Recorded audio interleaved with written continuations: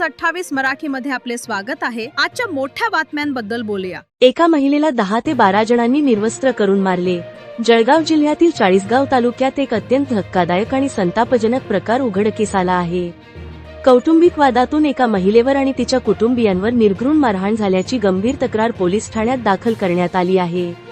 मिळालेल्या माहितीनुसार संगीताबाई जनार्दन राठोड या महिलेने दिलेल्या फिर्यादीत म्हटले आहे की दिनांक 17 एप्रिल 2026 रोजी सकाळी 7 वाजण्याच्या सुमारास गावातील काही नातेवाईकांनी एकत्र येत त्यांच्या घरासमोर गोंधळ घालत शिवीगाळ आणि धमक्या देत हल्ला केला।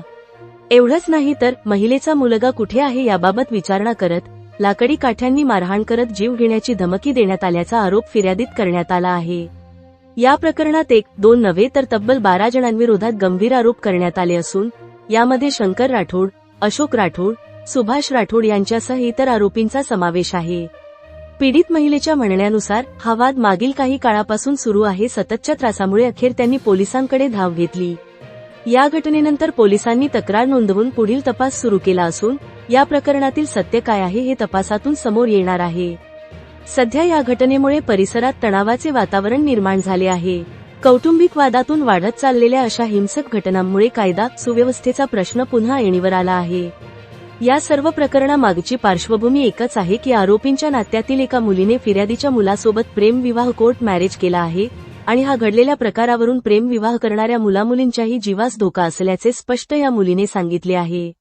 इंडिया न्यूज 28 पुणे विभाग प्रमुख दिलीप गायकवाड।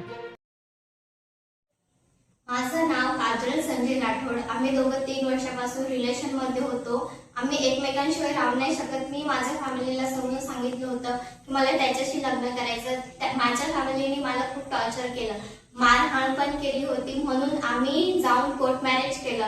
तर आता माझी फॅमिली गावामध्ये मारहाण करते, त्याच्या फॅमिलीला साडी काढून कपडे वगैरे काढून मारत होती आणि माझी फॅमिली ही खूप टॉर्चर करते। आणि मी फॅमिलीला समजून सांगितलं होतं की काही प्रकारचा वादविवाद नका करू, तरी माझ्या फॅमिलीनी ऐकलं नाही। त्याच्या मम्मीला साडी वगैरे काढून मारहाण केली।